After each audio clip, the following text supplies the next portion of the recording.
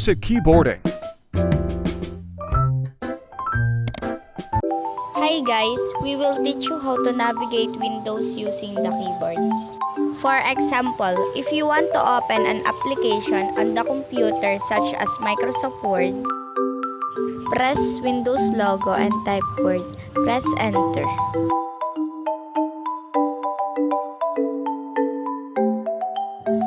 Or if you want to open PowerPoint, type Power.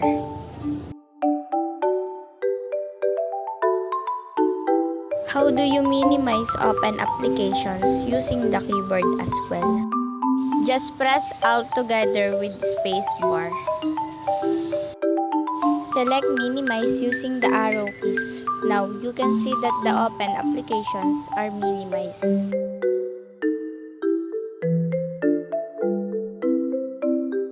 You can also press Windows M to minimize them at the same time. How do we maximize them?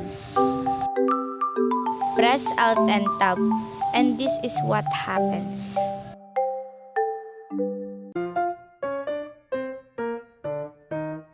Just press Alt while pressing Tab, and this is what happens. Select the applications you want to open, and then release the Alt.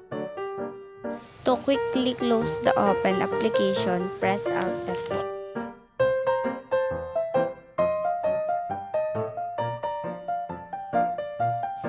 To open the Task Manager, press Ctrl-Shift-Escape, press Alt F4 to close.